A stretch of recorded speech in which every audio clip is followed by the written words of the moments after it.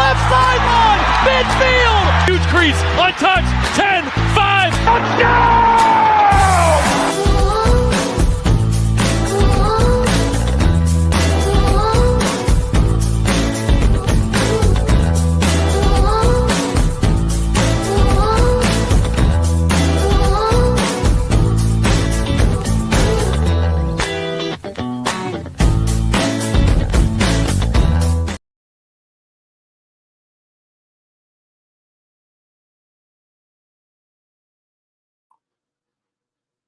Hello, everybody, and welcome to the 10-5 Touchdown Tigers live talk show. I will be your host, Coach James Littlejohn, filling in for Julio Hennessy, who is traveling on his way to Chicago so that he can prepare for his gender revealing that's going to happen on this Friday. So we're excited for him and his soon-to-be his fiance's soon to be having the baby. So we're excited about that. So today I'm filling in. So excuse me if I'm not Julio. I know you're used to seeing him and he's making you guys laugh. I'm not a comedian at all. So, but I definitely want to step in. We have a wonderful guest that's going to be coming up soon. That's part of her locker room. Her name is Antoinette Kerr. She's done a lot of great things in the community. She's started out in high school just being a wonderful person and has grown into a wonderful, amazing young lady. And we're going to get the chance to talk to her right now. But real quick, we just want to get some information out here about the Carolina Tigers. Our season ended. And for those who know, our season ended back in the early part of June. We actually lost in the first round of the playoffs. But we made the playoffs for a first-year team. So that's always a plus. And that's exciting as well. So we're now going to be doing some recruiting. We're doing recruiting now, and we're going to have our first tryout of the 2026 season on August the 23rd.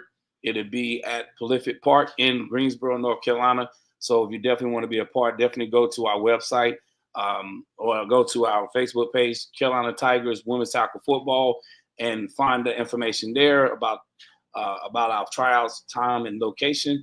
Also, you can go to our website, which is CarolinaTigersFootball.org.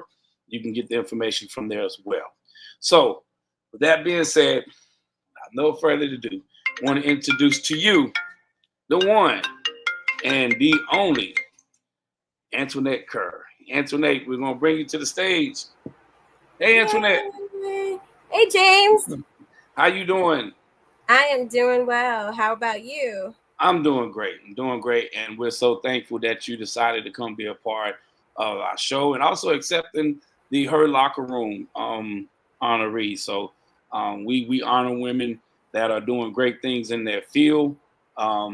If they're in the locker room, or in the courtroom, the classroom, wherever their field is, that we want to make sure that we recognize them and get them out. So we do thank you. Thank you so much for coming on and being part of the show.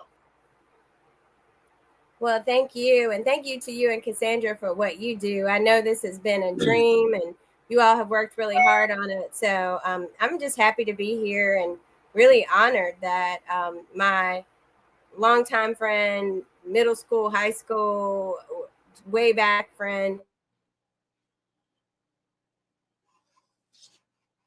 time to really see their value. Mm-hmm. So I really appreciate you seeing that, James. And it was a good timing because everybody needs affirmation. Even those of us who are cheerleaders for others really need that. Oh, yeah. And you know what? Are you able to hear me okay? I just want to make sure my volume is good. You're fine. You just start breaking up a little bit, but you're fine. But you said, one thing that you said, Antoinette, was that we all need cheering from time to time. And you was a huge cheerleader, a great cheerleader when you was in high school, and you went on to college as well. So it's you cheer for others. Now it's time for others to cheer for you. So we're going to go ahead and give that to you. So we're going to dive right into some of the questions. So let me ask Antoinette, what inspired you, your early passion for storytelling and community engagement? Well, I have to start with the legendary Kermit the Frog, who used to have this Sesame Street bit that he would be like, coming at you live from Sesame Street is Kermit the Frog. So Kermit was like the first community reporter. Like, I didn't have a name for him now we call it community journalism. But Mm. Kermit was like outing Oscar the Grouch. If you get a chance to go and see like there are some memes about how Kermit was like telling everybody's business on the block. And that's community journalism. It's a little hard at times. He Oh yeah. was my inspiration. And I used to play reporter. So that's how far this passion goes back for me. But I started working at the Dispatch with Lexapep, which was our high school paper. And I fell in love with the newsroom. And I knew that I wanted to be a part of a newsroom from that moment forward. That was just instilled in me. I loved the buzz. We had those old school fax machines. And I used to bother the reporters that are, one of them, Jill Doss Rains, is still there at the Dispatch now.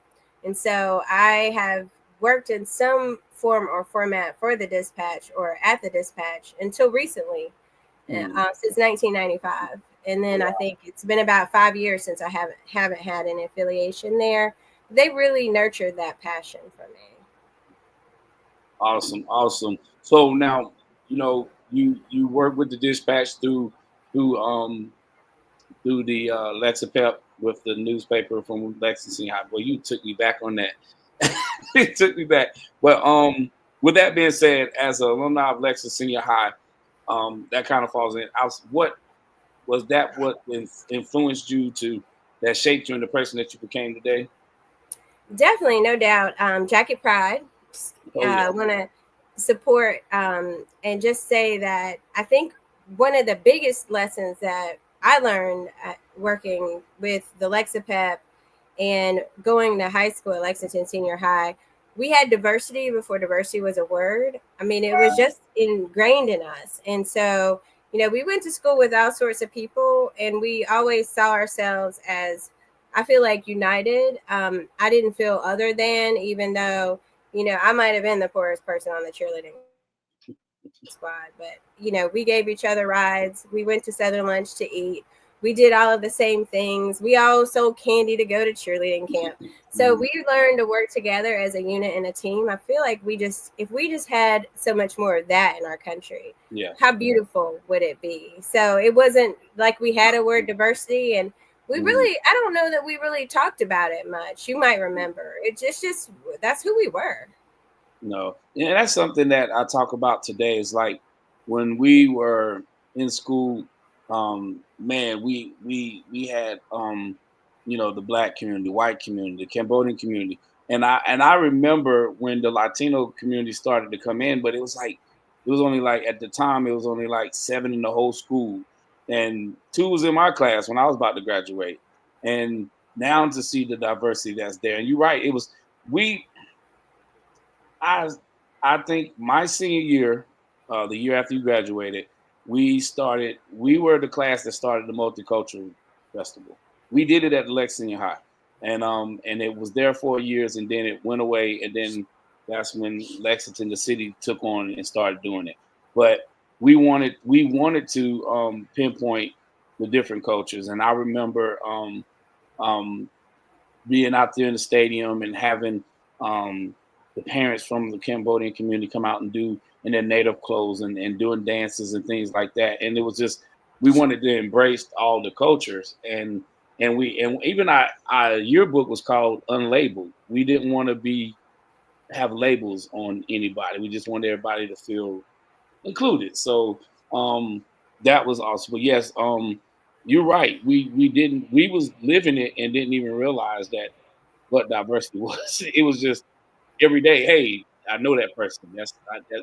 It wasn't even. It was no division. It was just like we all one. We're all Jackies. We're all one. So honestly, I didn't never deal with it, and we ain't gonna go there. We're gonna talk about it. Anyway. Well, I know together today, speaking of high school, Atalia, I think she was the only Latina in our class. I was with Yeah, Atalia for lunch today, yeah, and I took Spanish with Atalia, which was yeah. interesting because she would correct the professor. I was like, "You're the reason why I spoke Spanish well when I got to UNC." But I think that at Lexington now the Latino population is 60%.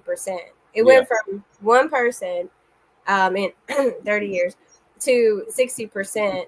And yeah. she's doing some amazing things. If you Oh get a yeah. chance to have her on, she's She was actually one of the early on her locker room. So you Okay. are, yeah, we definitely gotta let you see you have a real list of ladies that came before you. So yeah, you definitely are amongst some greats. So um so the next question we have, what was your reaction when you learned that you have been selected to be the next Carolina Tigers her locker room honoree? That was fun for me as a cheerleader. So a former cheerleader, most school spirited, 1996. So I said, "Do the women know that I was a cheerleader?" the tackle football, the women's tackle football team honoring a cheerleader. Somehow it's just full circle. But Yeah. I'm a Tigers fan now. I need my shirt and my merch and to come to a game. So you have a fan for life now, and I Yeah. will definitely be excited about that. But I'm honored. I feel like there are Mhm. so many people in the community, so many superstars in this small town that we have, in this small county that we Yeah. have, that I could name, tons of folks. So to be on the list, I'm normally the person on the other side of the camera, Mhm. asking the questions, honoring Yeah. people, reporting on people's success. So I really am thankful. And I need, like I said, it's been a rough couple months. So for journalism, and Yeah. also it's becoming increasingly more dangerous as a journalist, which we'll Yeah. talk about. But I really needed that Mhm. affirmation, James. So I thank y'all for reaching out to me. You know, we when once we got into the season, um, it slowed down because we was in season, and we've been going back and forth on who we can reach out to. And that's another thing. Like if you know somebody who that you know that's doing great things in the community, that is a woman, it can be a young lady, all the way to a older young lady. We want to spotlight them. If you know some people, definitely let us know.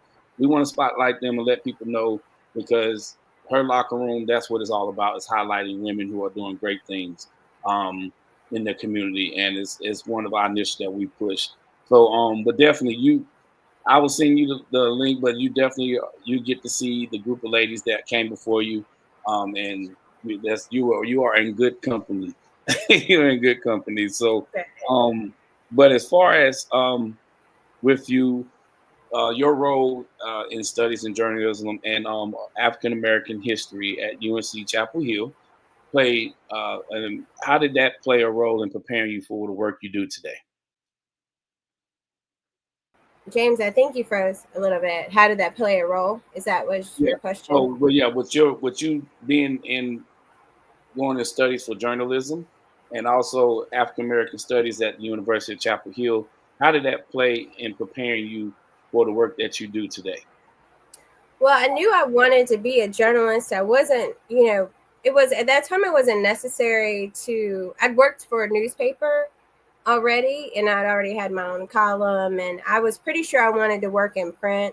A lot of the journalism school starts in print and goes on to broadcast. I Hmm. tell people I have a face for print, not for broadcast journalism, and definitely not a voice for radio.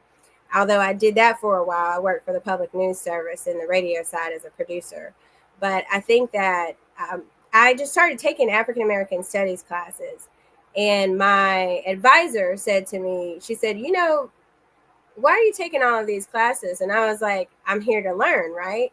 And it's just it was a lot of information that we didn't read about. We didn't study. We had diversity, but we didn't necessarily have a lot of educators who taught that. Like I learned a lot from my family, especially about local history, but to get to some of the more national things, that's what I enjoyed. So I just took classes, and then she said, "You're about two classes away from having a minor in African American studies, and maybe 4 to 5 classes away from having a major."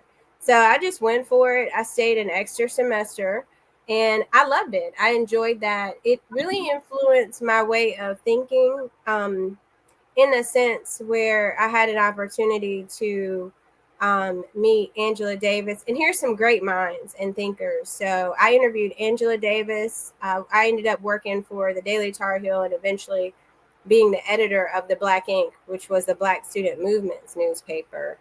And through that, I interviewed dancers from Alvin Ailey, which I'd never seen or heard of Alvin Ailey before this time. And they're a dance group that if you have a chance, they typically come to Charlotte. Me and my best friend Mavis go and see them as often as we can. Just legendary. And then I got to interview Johnny Cochran. So I would say that was one of my hardest interviews. Because he had handlers, and the only thing we could not ask him is if OJ did it. We were not allowed to ask that question. But I could ask him anything else. And so I got really creative with my interviews, but it was amazing to have that type of experience and to be able to learn about journalism greats. Chuck Stone was one of my professors. He was helped to found the National Association of Black Journalists. And he was someone who worked at Detroit Free Press during a time where corrupt law enforcement, they had a lot of corrupt law enforcement, and people would come to him to confess or to say, I didn't do it, but we know that you will track me in the system where people disappear, whether they committed a crime or not. Yeah. Those are some of the examples of how African American studies merged with journalism. And I was able to earn a Chancellor's Award when I left the Daily Tar Heel and to become the editor of the Black Ink. The Daily Tar Heel was supposed to be the path to journalism righteousness. And, I'll tell you later in some of the other questions, I'm a rule breaker. So I was like, no, I'm going to revive the Black Ink because it was defunct at one point. And I was able to access a lot of things that I wouldn't have been able to access at the Daily Tar Heel. So I thank the African American Studies Department for really supporting me and pushing me in that direction. Awesome. Well, you breaking the rules. Sometimes you gotta go and see how far you can go to get where you need to be. So sometimes not telling people we're not advertising, telling people to break the rules. But I am, you're not. I get it. Rules are there to be broken. That's what some people say. Rules are made to be broken. But I just say she stepped out of the box and she created a new avenue for people to think in a way of things. That's awesome. It's crazy. I'll say about the rules. I learned the rules. This is my job. I learned the rules, and then I decide if I'm going to break them. But I want to know what they are. Right. Because like etiquette, even I have an Emily Post etiquette book. So I could tell you where the fork is supposed to go. Am I going to put it there? Probably not. I know the rules, but I will break them. So I've even done that with grammar. I've had that issue with being on the radio and people saying, I will code switch on the radio or intentionally misuse a vowel or something like that, or drop vowels off, things like that. And people, I say, oh no, I know proper English. I just choose not to speak it. That's awesome. That's awesome. Okay, well, so you have worn many hats, right? Nonprofit leader, journalist, publisher. How have these roles influenced one another? Well, the nonprofit work came about as I went into journalism a little bit more. There was a point in time where I felt like all I did was chase the ambulance and talk about the crime or talk about victims, but I didn't do anything to see change. And I would go home and cry about things I saw with folks that were unhoused or people who were, trapped in systems and structures that I knew existed, or I could see patterns. That's what journalism teaches you to do. It teaches you to see patterns and to help the public see the pattern. If you're doing a really good job, to bring them along with you to see this pattern. And so I wanted to do some work. I went to South Africa and did some work at an orphanage there the children were without parents because of the HIV/AIDS epidemic at that time in South Africa. And I came back thinking that I didn't want to just be an ambulance chaser. That's what the path that I saw, especially for young journalists. That's the path that I saw. And I thought, I want to help with all these problems. I don't want to just talk about the problem anymore. Not realizing that what I do now, I can actually do both now.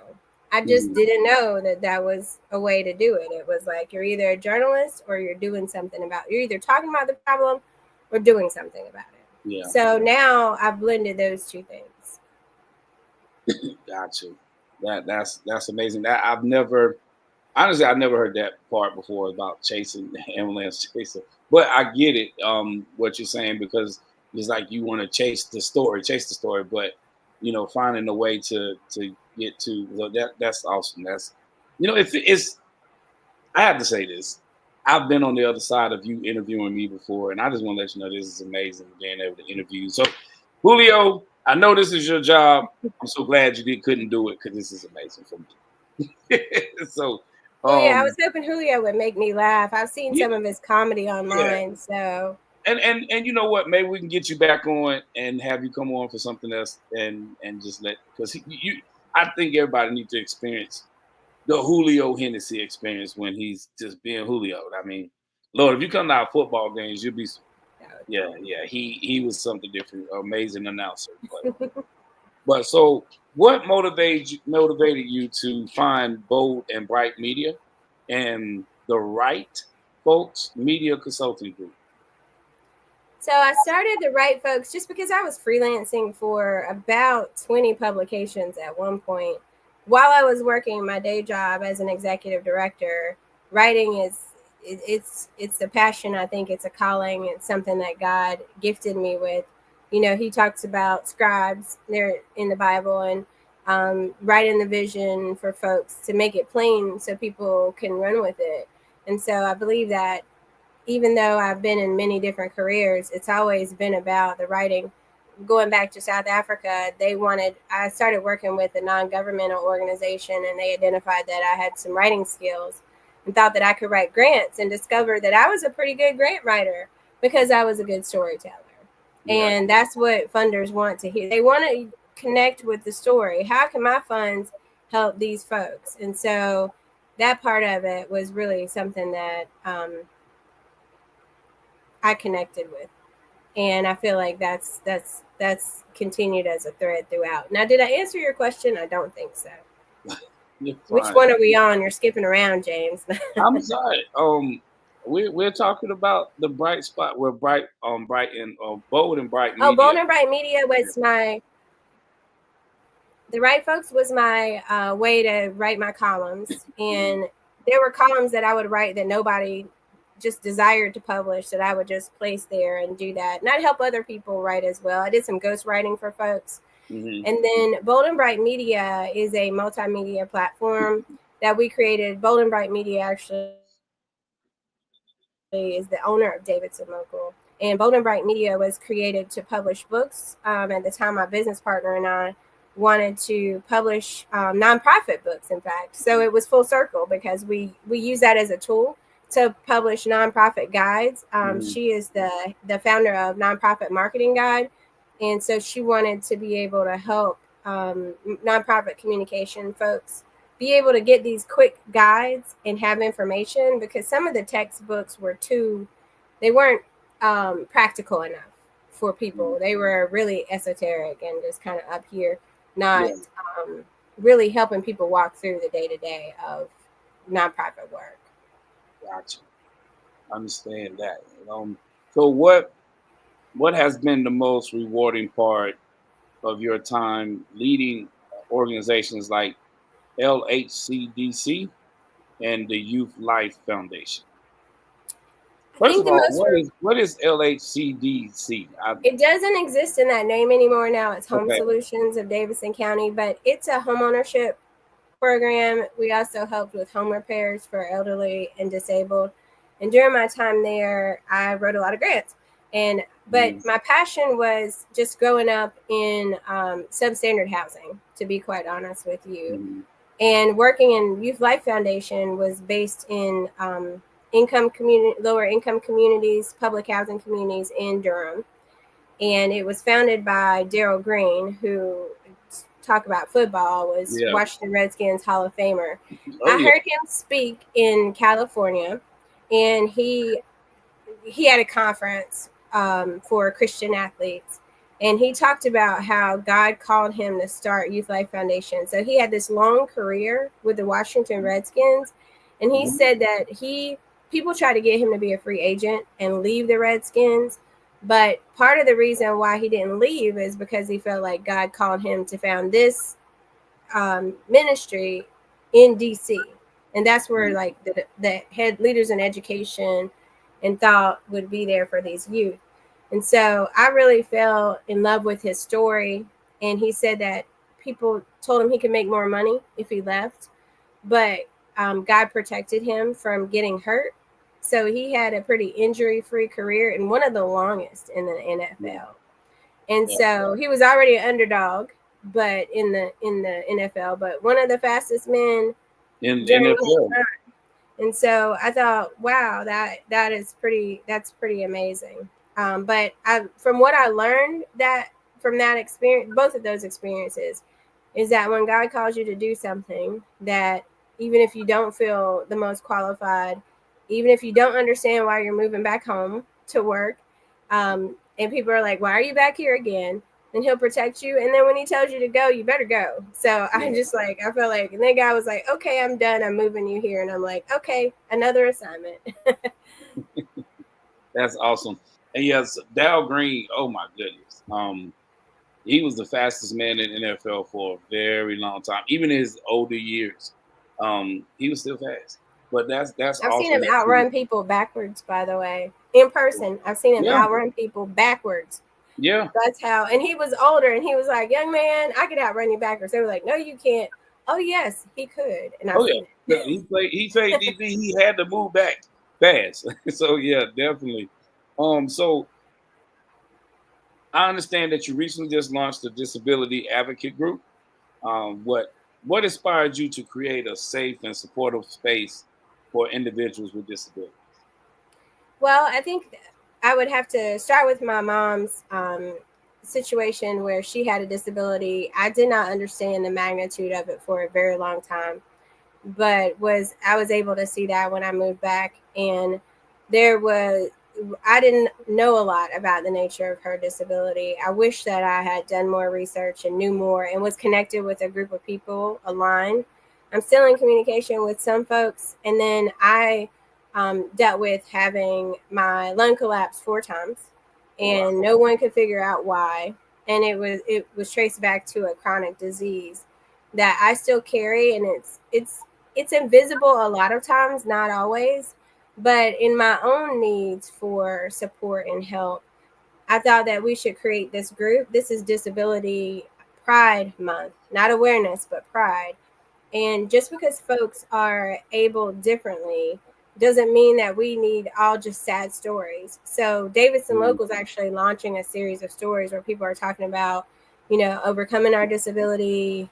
I think that folks with disabilities have a different level of compassion, care and concern. And there are so many little spin-offs, like my disease, lymphangioleiomyomatosis, has its own private group, and so does the epilepsy group, and so does this group. But what we wanted to do is kind of bring folks together and talk about our needs and create awareness, and also just talk about how we can overcome some of the challenges and hurdles that we see. And so that's what it's brand new. There were like 4 people yesterday, James, in the group. So don't be surprised. It's brand new. Yeah, and you got to start somewhere, and it'll grow. It'll definitely grow. And that's amazing that you're doing that, because my wife has had disability. She was diagnosed with lupus, and when I first met her, I didn't understand her disability. I didn't understand what lupus was and what it does to the body, until I started seeing other people who had lupus, and I was like, "But that's not you," because she was up moving even when she was tired. You would never know. But just to hear her story, when we started the Carolina Tigers, our core values are resilience, integrity, and passion. And she is the poster child of resilience. Mm. Um, and so, you know, yes, people may not look at her and they may not see her disability, but it's there. But the thing about it is, she doesn't let her disability define who she is, and that's the amazing thing.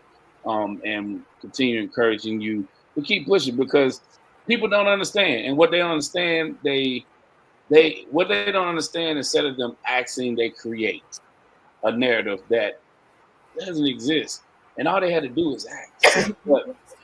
But definitely, that is amazing that you did that, and um, giving people a safe place to talk about their disability and talk about what they go through, because a lot of people don't know. Like when I first met, again, when I first met my wife, she was always tired and she was always taking a nap. She was always sleeping, and I didn't understand it at first. And then now I know it's like she needs that rest. That's what's going to help her, because I didn't know that that was a part of the lupus, that it makes them feel tired and they're drained and they're not able to do certain things. And so definitely getting a better understanding and being aware of letting people know that just because you can't see somebody's disability doesn't mean that their disability is not affecting them.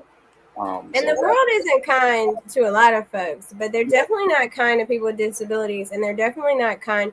When I had to wear oxygen around, people could see that that there was something abnormal about the way I had to breathe. But I yes. don't, thank God, I don't have to do that right now.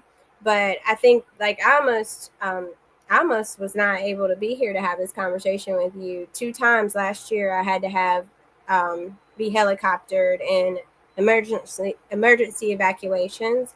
Hmm. People didn't know that about me, and I had people still upset with me even though they knew that, because I didn't show up to cover something or to be a part of something. And I was like, you do realize that I almost died. There are people crying at the hospital, that this is real, asking me if I, have a DNR on file or what I want to do as far as my blood transfusions.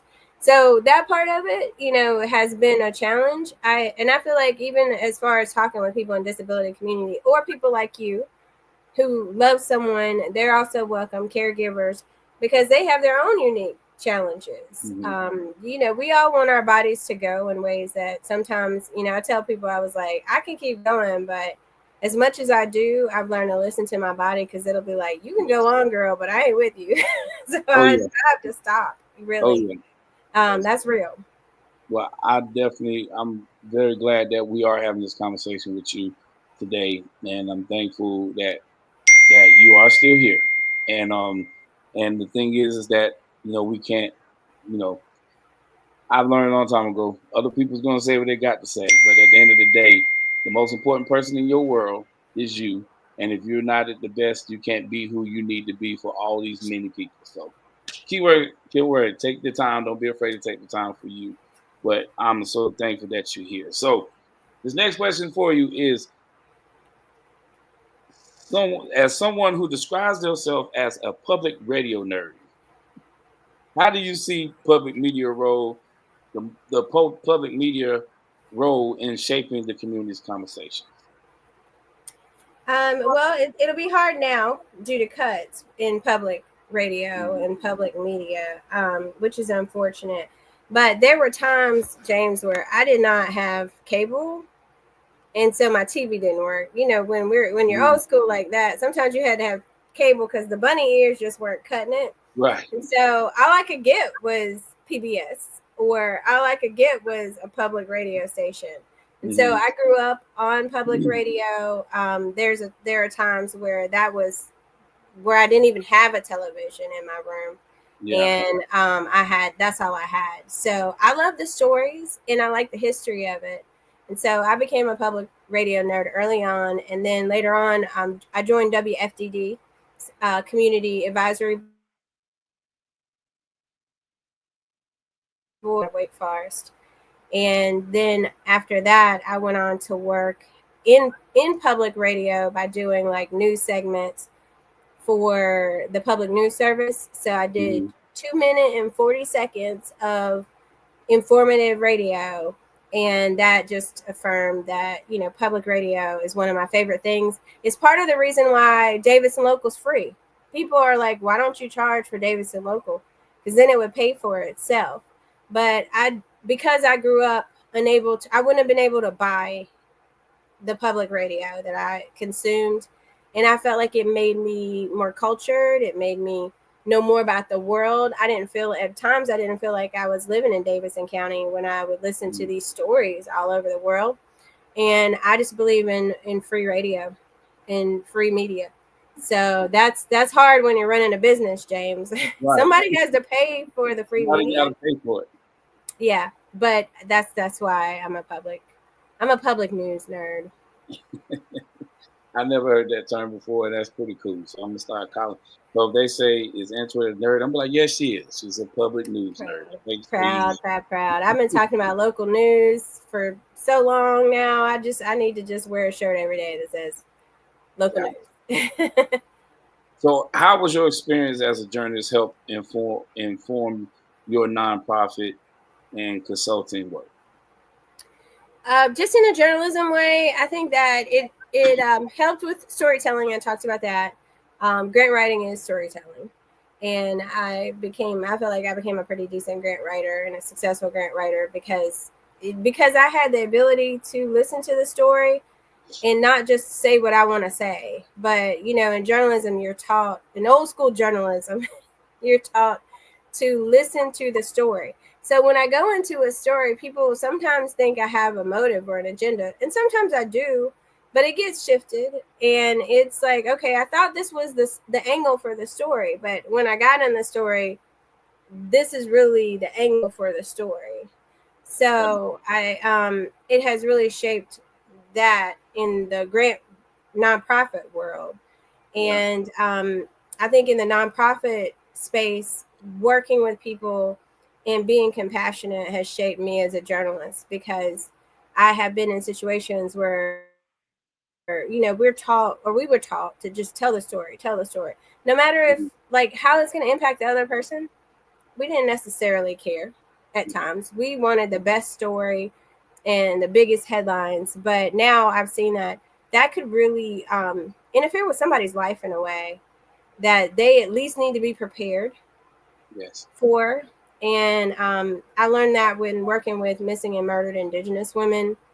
One of the women that I interviewed, and other news sources interviewed her as well. I went to a community and did a 6-month fellowship researching this issue of missing and murdered Native American women.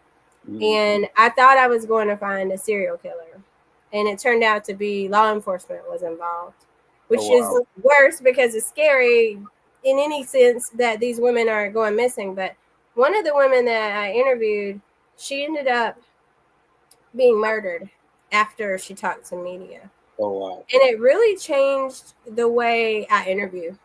It will never be the same for me. And I had a little bit of a mental health crisis at that moment of what can journalism do to people? When is it ethical? And it's still a hard line to toe. I mean, I still have to tell the truth. I still have to tell the story. And if it's newsworthy, I'm still going to tell it. But in her situation, I was really shocked that I never imagined that someone speaking with the media would mean the end of their life. Yeah. And so now if I'm in a situation where I feel like that will impact people in that way, I let them know and give them the opportunity to be off the record if they choose to. Now, if you've done something wrong, just so you know, I mean, I've reported about I would tell my staff to report about me, family members, whatever. I mean, I'm sorry if you wanted to be spoken of kindly, you should have done better, that kind of deal. But if you're just witnessing something and it could put you in harm's way, I've shifted how I approach that situation and make sure that I let the person who's the source know what could happen because of their interview. Wow, that's powerful, and the fact that you experienced so much in your journey and learning things like this, That's I never knew that. So that's awesome. That's not awesome that something happened, but just the fact that we don't realize that the narrative that you put out can really affect someone and affect people. So And I definitely, definitely know it does impact people. People do not like when you say what they've done, even if it's true. yeah, That part of it, I feel like you got to accept that part of it. right. But for people who did not do anything wrong to be victimized by what I write and me not give them the chance. And some people will say, I believe in this and I don't care because I've dedicated my life to journalism in a way where I'm like, look, I get threats, I get threatening phone calls. I've Mhm. had to go into hiding to testify in court cases about what I found. I mean, I've had to tell friends where I was going because I was meeting a stranger in a dark alley and it wasn't safe. I've dedicated my life to this work, but not everybody has. Mm.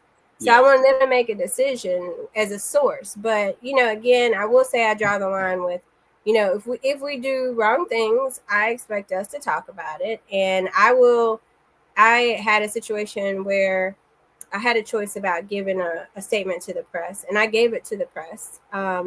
And even though I didn't have to, if you live by the pen, you die by the pen, right? You live by the sword, you die by the sword.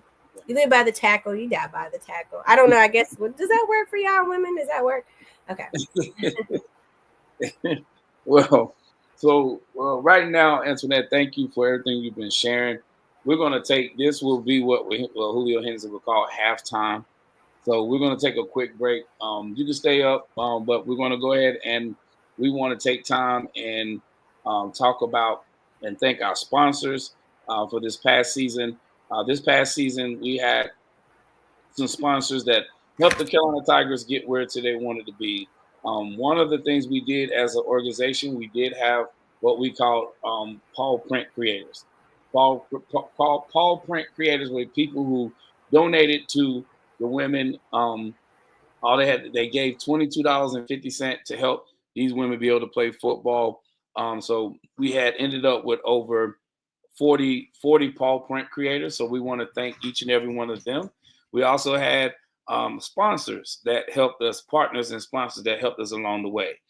We like to give a shout out to Sattler Sports and Recreation Insurance as being a partner. Catch the Funny, which is the basically headquarters of Julio Hennessy and his comedy and things. So I also want to thank Review Media. Review Media was the organization that helped us with our team pictures and also made us look good. Basically, getting that out so we can promote and promote our players. Savage D1. If you've seen our uniforms, they was the ones that gave us those wonderful uniforms. We have 3 uniforms. We only showed 2 this year, so we definitely ready to bring out and introduce that purple jersey next season. American Football Association is another partner that we partner with. Deaton Management LLC. Deaton Management LLC was actually there was a business that sponsored a player on our team. So we glad to have them. Also, Complete Rehab Sports and Sports Therapy. They sponsored us as well, and then we also got the wonderful our first down sponsor, Second and Main. So every time we had a first down, Second and Main was announced at our football games, and we really do appreciate Second and Main being our first down first down sponsor. But now we're going to go ahead and get back here with our second half of our show. For those who just tuning in, we are speaking with the wonderful Antoinette Kerr, and we want to dive right back in. So I'm going to go ahead and bring Antoinette back up to the stage. There she go. So Antoinette, what was your vision behind launching Davidson Local, and how was that platform evolved? The vision behind launching Davidson Local, I knew I wanted to be a publisher one day, and I knew that I wanted to own a newspaper. So when we started Bold and Bright Media, we left it open as a multimedia publishing source. We started with books because we thought that would be we both had books to write, and we thought that would be the best way to go. And we had people who wanted to write books with us. And so then Davidson Local came about. Really, I wasn't sure where I would start my first newspaper. At the time, I was living in Lake Norman.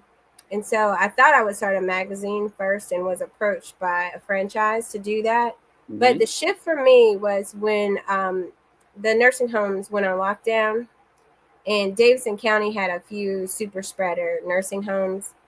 I was unable to see my mom for in person. She was in a nursing care facility, and I couldn't see her for a year. And I found out, because I did some interviews and conversations with CNAs, that part of the spread was because they didn't have access to PPE, and it was being locked up for the CNAs weren't able to access it, but they were locking it up for doctors and specialists. And I wanted to write a story about it because I was freelancing for a publication in Davidson County at the time. So I called and said, "Can I write about this?" And the person told me that I couldn't, and they said that the new ownership wasn't interested in that. And I'd seen it kind of go from being local to regional to a lot of Associated Press content. And that was when I decided, I was like, this is not acceptable. People are finding out that their loved ones died from the hospital, not even knowing that they had COVID. Mm-hmm. And the powers that be have access to funds for COVID, but aren't using it to help get PPE. I know there was a shortage at one point, so I will say I know that to be true. But it was just a point where I thought this needed to be written about. So I started partnering with Cassandra Lockhart, who you might know, and she was a former reporter at the Dispatch. And so we came up with this idea, and it was just this little idea, like maybe somebody will read it. Now, sometimes we have 95,000 unique visitors in a month. Wow. And 5,000 daily subscribers on our email who allow us to come in their inbox every day. So if you can, subscribe for free to davidsonlocal.com. And I thought, hyperlocal news is disappearing. I didn't know I was part of a larger movement. So for a while, I worked for this organization, Rebuild Local News, that works with organizations like Davidson Local all over the country. So when God puts something in your head, it's like, oh, I wasn't the only one who thought about that. I thought I was out here alone. And since then, I've been able to connect with other entities. So that's how Davidson Local was formed. Awesome. And then, I'll never forget seeing that for the first time and was excited. And I subscribe, and I still get my emails from Davidson Local. So that's awesome. And man, that's amazing to even just know someone who actually took the time and created their own news outlet.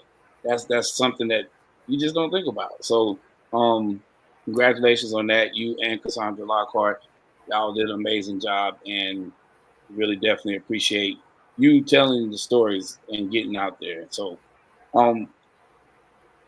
you also been recognized by Yale and TEDx and the Z. Smith Reynolds Foundation. Which of these honors meant the most to you, and why? So the politically correct thing to say okay, is that they all meant a lot in different ways. But that'll be in the memoir, so look for the memoir, y'all. I'm working hard on it. I'm working hard. I didn't think I would write a memoir because I'm like, nobody wants to read it. But I've been inspired. So at least if nothing else, I write it for my family to understand my wild and crazy thinking. But Yale was probably a turning point for me. I was working at the time at LHCDC, wanted to get into publishing. We had a publication that we started at LHCDC because I realized no one was reading our newsletters, and it was time to go to Yale. And I don't drive well, and I don't drive well by myself because my dad would put me to sleep in a car. So my family's like, you have to take somebody with you. You have to go somewhere. And I was just at the point in relationships where I was like, no, I got this. I'm going to do it myself. So the journey in and of itself, I went the Shenandoah Valley way to Connecticut versus going the I-95 way. And it was a beautiful drive. And so that was one thing. And I listened to audiobooks and I sang, it was like the girl road trip. Like, girl is free, girl is, just all the things you see in a movie. Yeah. Like it's me and my books in the Shenandoah Valley. So that was part of it. And then I get to Yale and there are all these heads of like the editor for Cosmo Latina, people from all over the world. There was an editor from Dubai. They were there. I mean, I'm in the room rubbing shoulders with people who are the head of Bon Appetit, all the magazines that I want on my coffee table. And then the best part of it was Richard Stoley, who's now the late Richard Stoley. He was the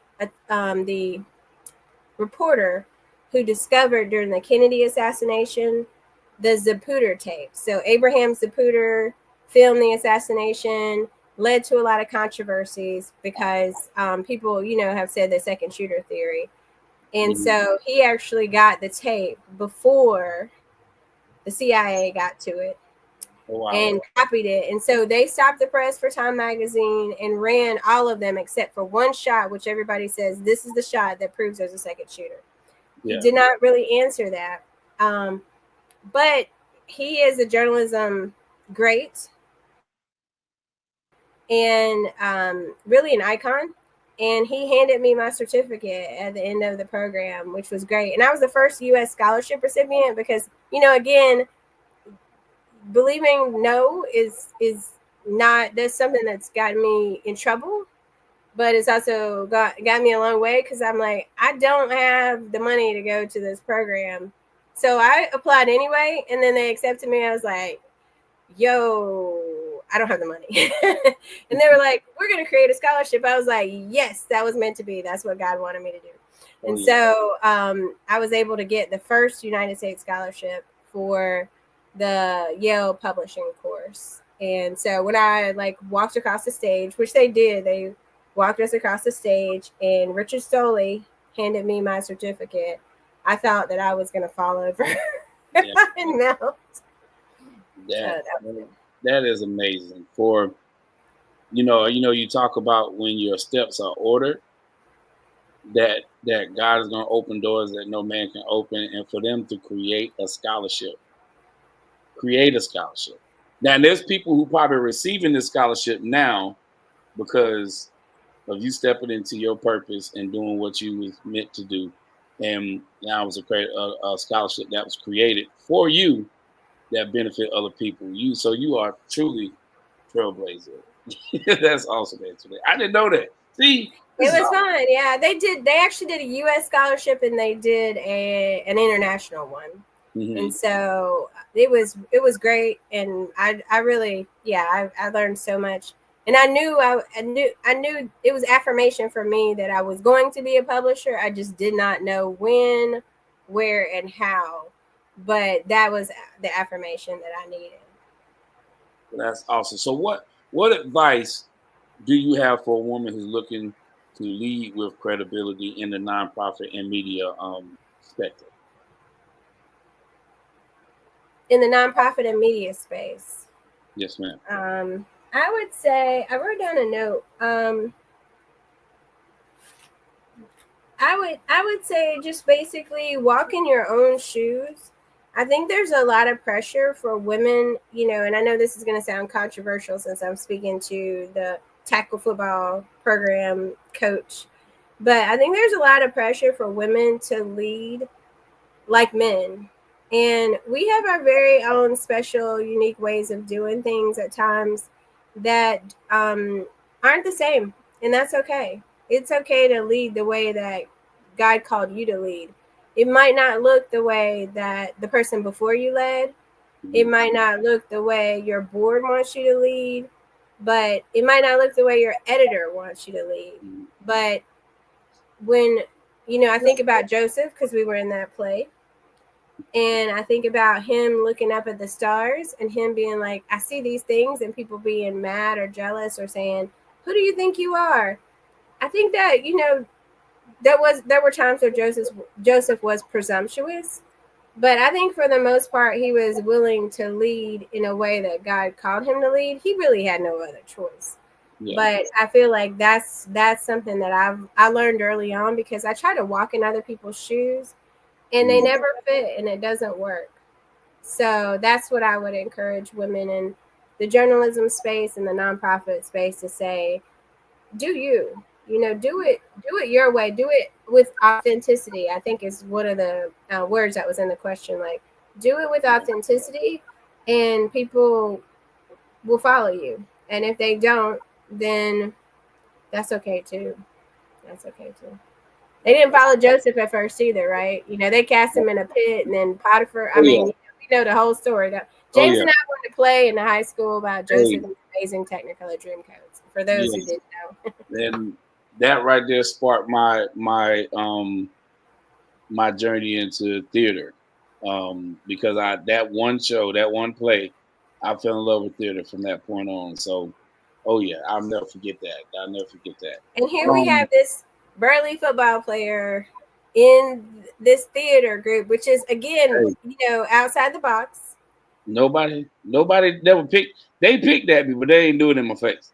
I wouldn't imagine that they would. They ain't doing it I in my would face. not imagine. That was the thing. Was like when I got into theater, it was like that was something Mr. May introduced to me that I fell in love with, and I you know I miss it to this day. I love doing shows. I did nothing but musicals. So when I started doing straight plays, it was like I was waiting for the moments to break out into a song because we always did musicals. But it was great. Like man, especially when we did fences. Fences, that was challenging because one that was taking the lead, had to step in and be the lead and do a straight play all the way through without busting into song. And it was fun, it was challenging. And man, I do it all over again. So don't be surprised if we put it out somehow, some other way. But with that being said, Yeah, I love it. Yeah, and I see Mr. Mabe, who is a trailblazer in and of itself, because he would go around recruiting people, and he was like, "I know you can sing," and I was like, "Mr. Mabe, I don't know who told you that. I can't carry a tune in a bucket." And he was like, "Well, just come out, because I know you can dance, because you're a cheerleader." And I'm like, "Well, that's questionable too, but I will yeah, try." So I came out and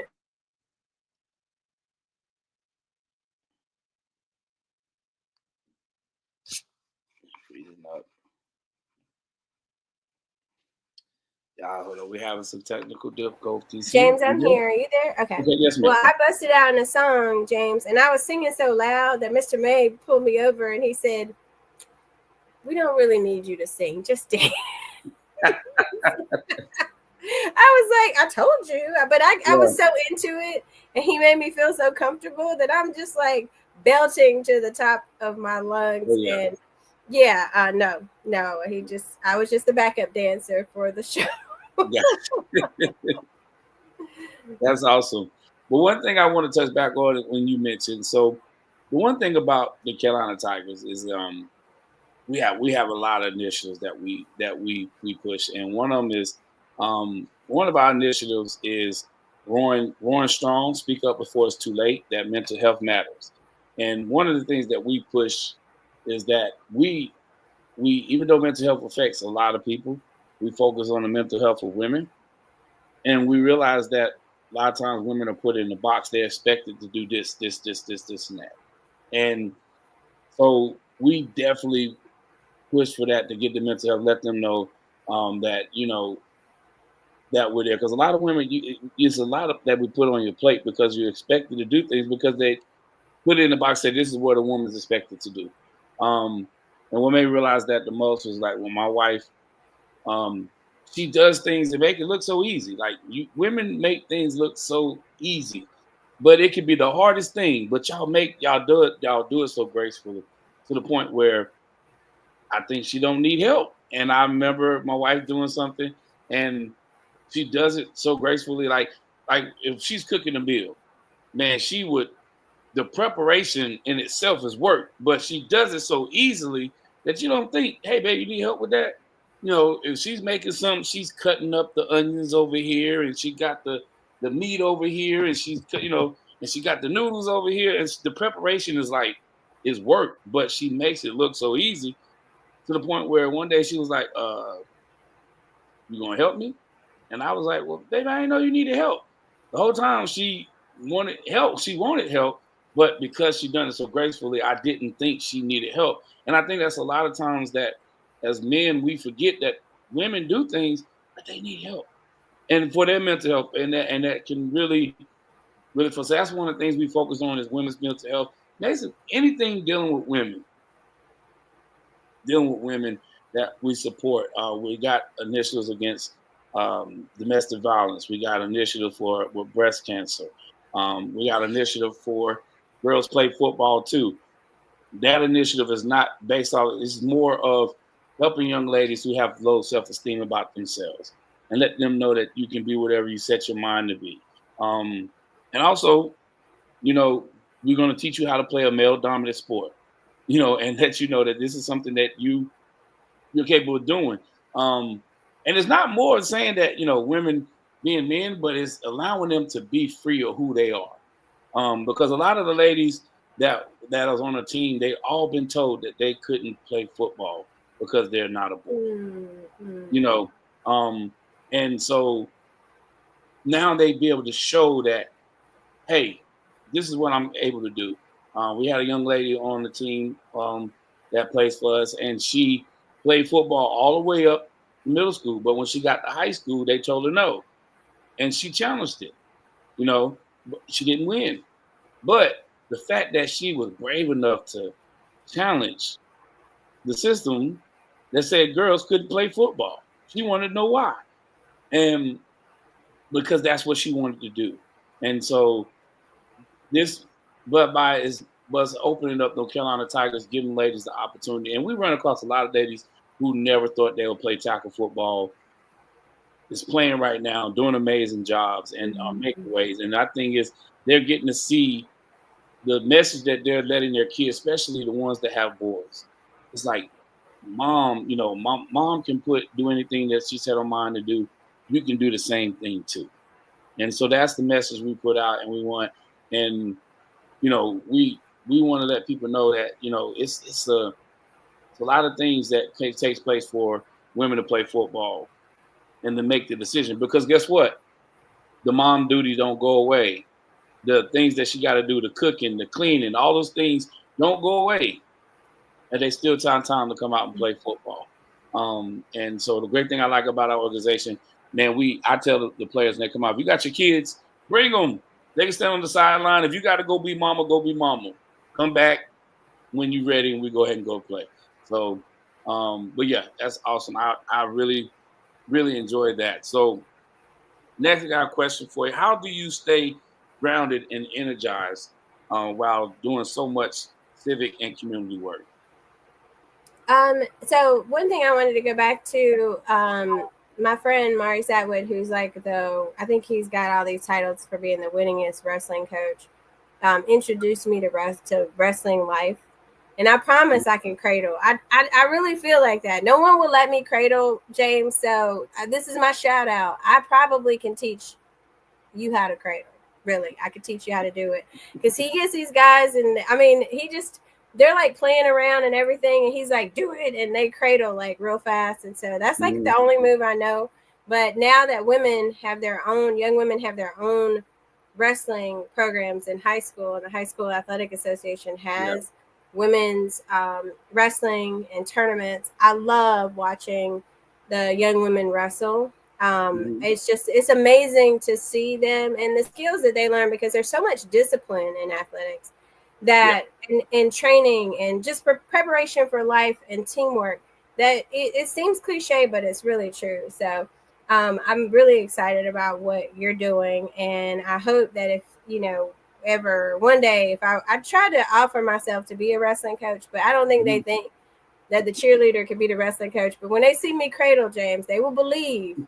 I need you to let them know I can do it. So, what the other thing that I like to do, one of my favorite things is to camp, and I like solo camping. So, I'll go sleep in the woods with a machete. I was car camped.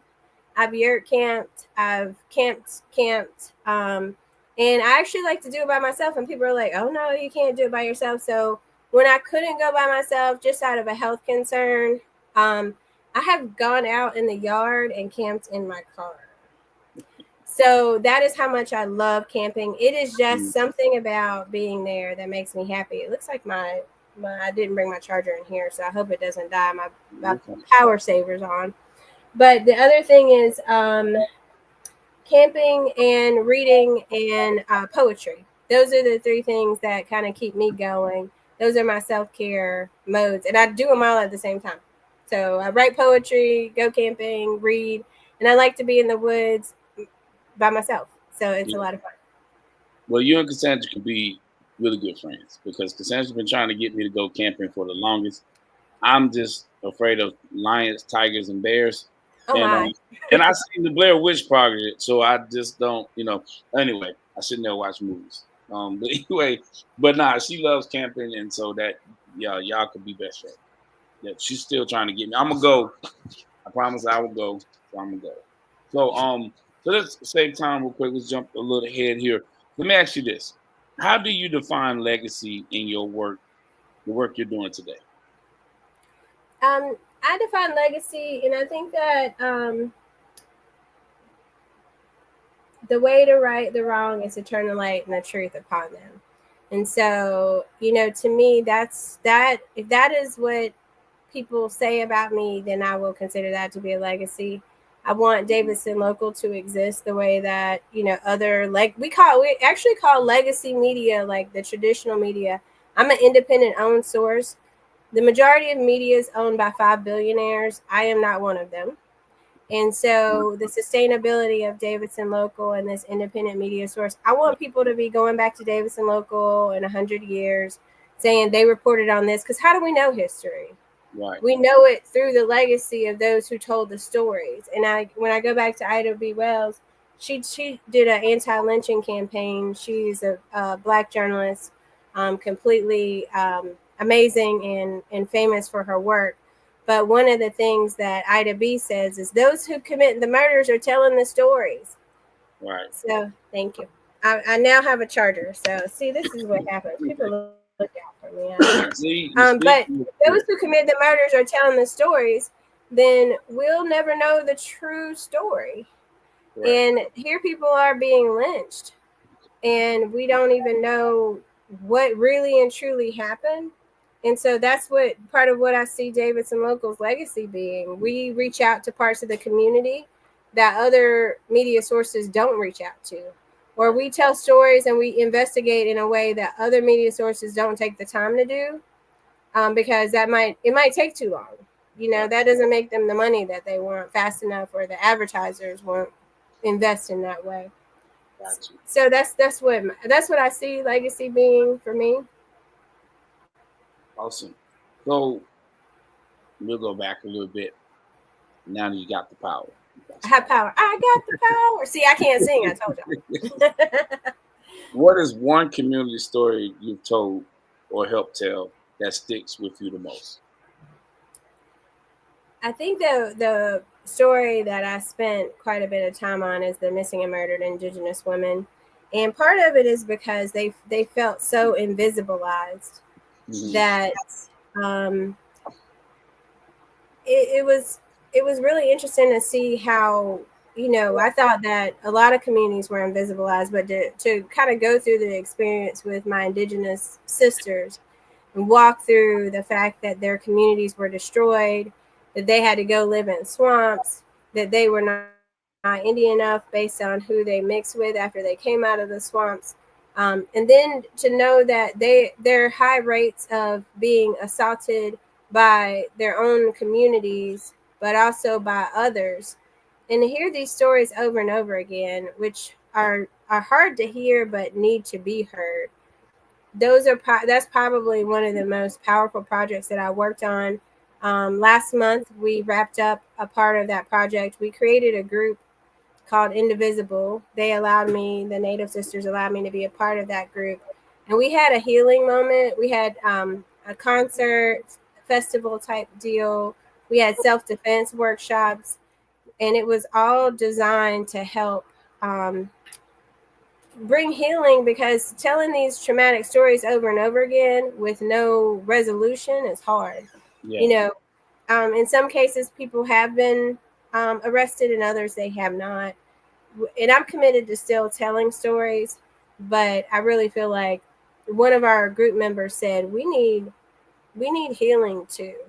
So to be a part of that is different from what journalists normally do. We are designed to go in, or we're trained to go in and tell the story and not care about what happens to the person who we've re-traumatized by telling this story about this sexual assault or this sister who was murdered. So yeah.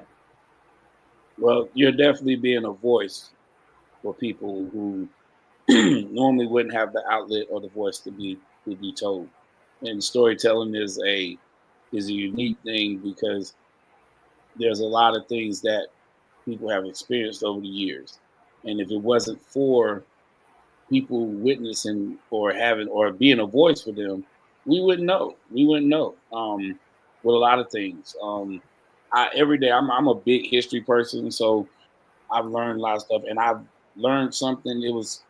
It's a place in Virginia, in Richmond, Virginia, and where I think it's a, I don't know what it is now. I can't remember. I know there's a park or something now, but it used to be a place where slaves were tortured.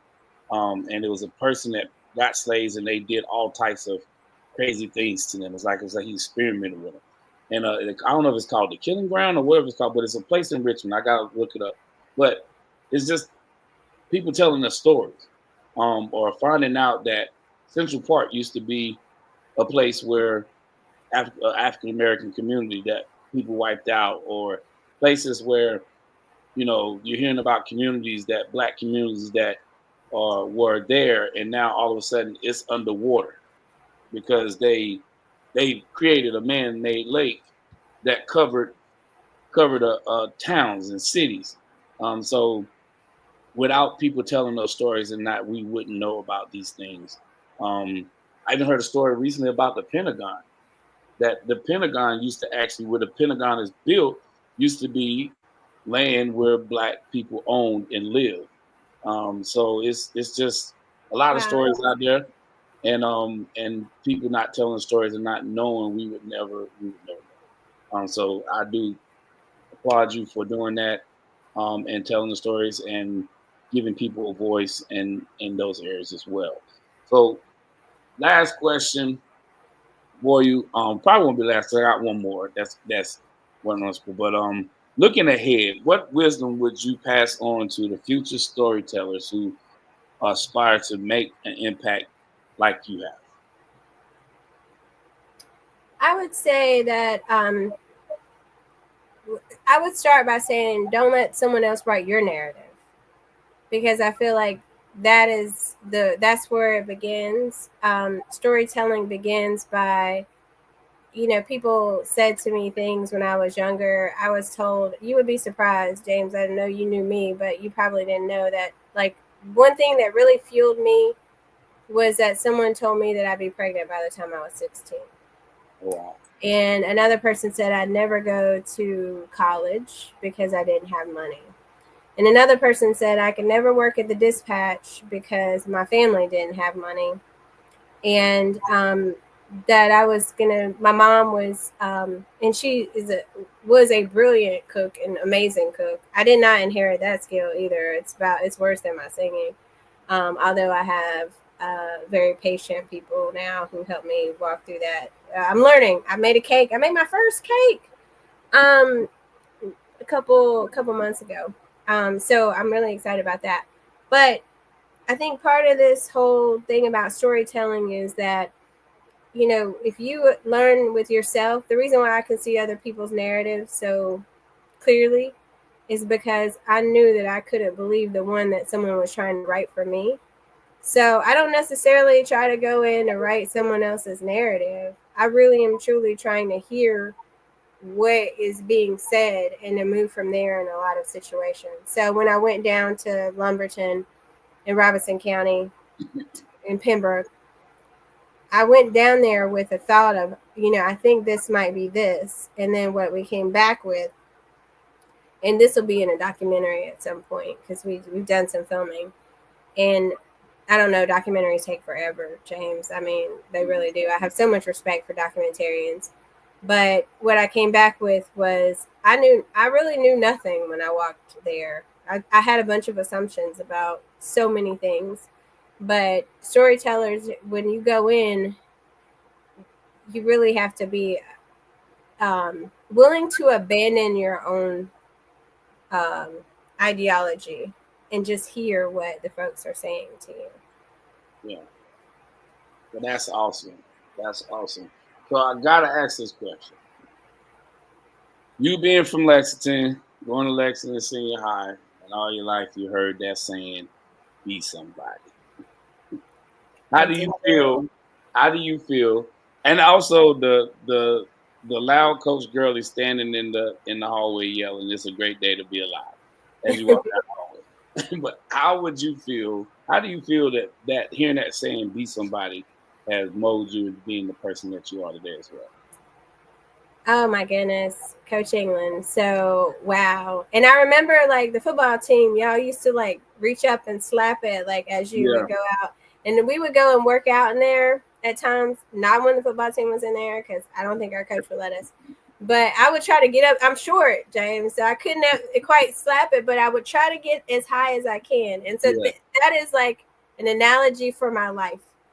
I might not be able to reach it, but I'm going to try to get as high as I can. And I would keep jumping and being like, finally, I told somebody, probably our friend Jamal, I was like, can you just throw me yeah. up there? I just want to slap it one I time. remember. I just want to do it one single Yeah, time. I And remember. I think he kind of lifted me. I was like, I'm going to be somebody, it's such a beautiful saying and so important for us. I think that was so important for us as young people to have that role model for. In a lot of ways we didn't. I mean, my dad was sick, but he got sick when I was 12. Amazing man, very encouraging.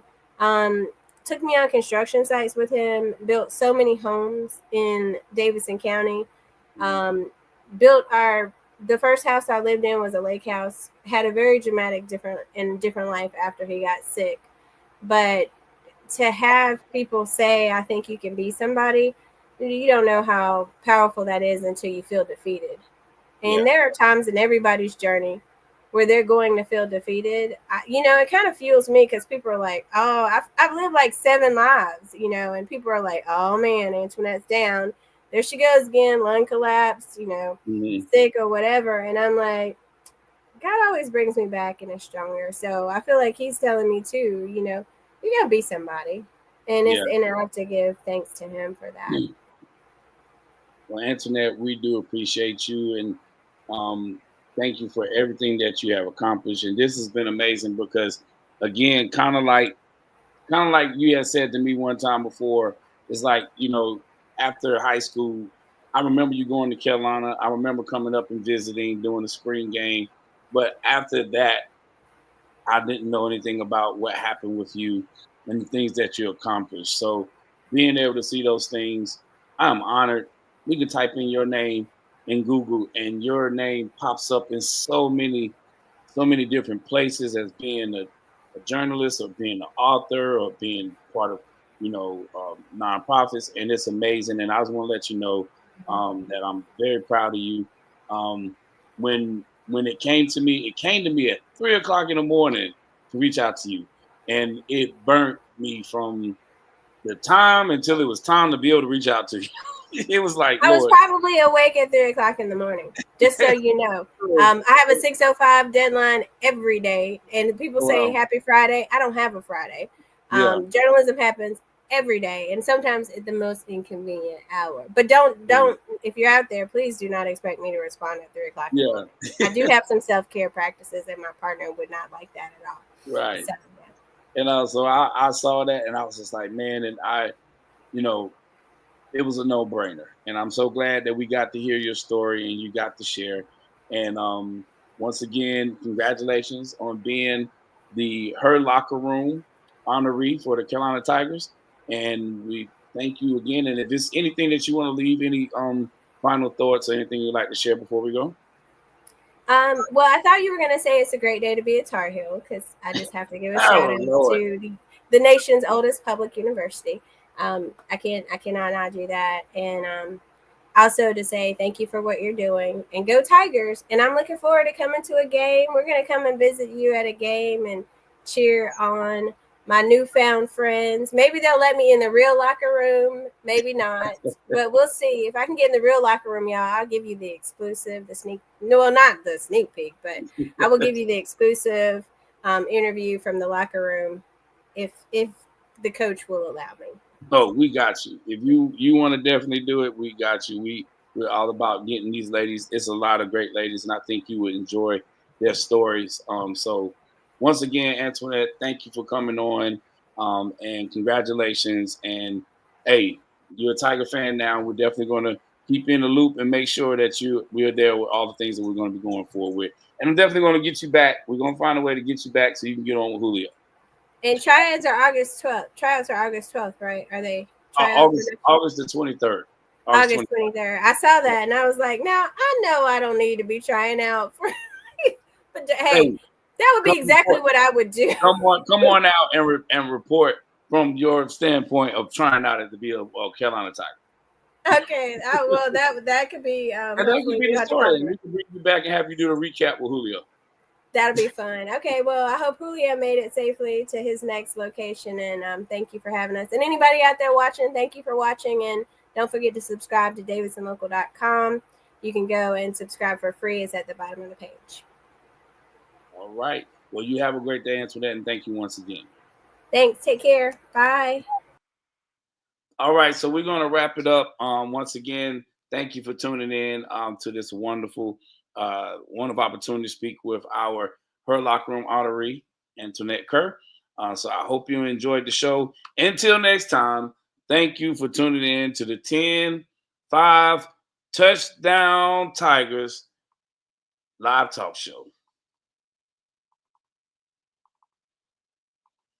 And I hope you enjoy it. Now, you got to give me a second. This is new to me, so we got to do the goodbye stuff, y'all.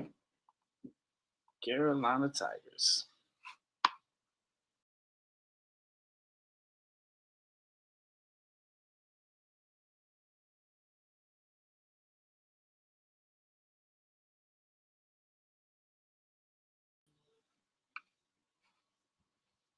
See, look, I don't even know how to end it. See, that's what happened when Julio doesn't come out, and he just leave me stuck here talking to people live on the show. So, Julio, this is your fault. I'm blaming you. I'm blaming you. But until we're gonna figure this out so y'all can talk and see me till we get this thing to get started for you. Them Tigers, orange, white, and purple. Y'all better take a seat. Carolina Tigers, you know we can't be beat. Hey, say go Tigers. Hey, run up on them, make that play all day. Hey, say go Tigers. Hey, line them up, we'll make them pay. We don't play. Hey, say go Tigers. Hey, hard hits, big plays, that's our way.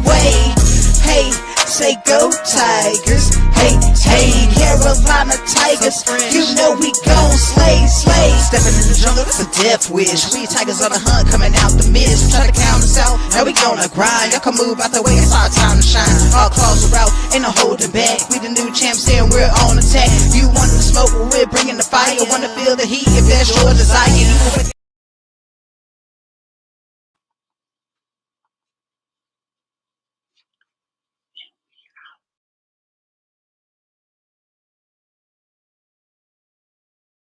Them Tigers, orange, white, and purple. Y'all better take a seat.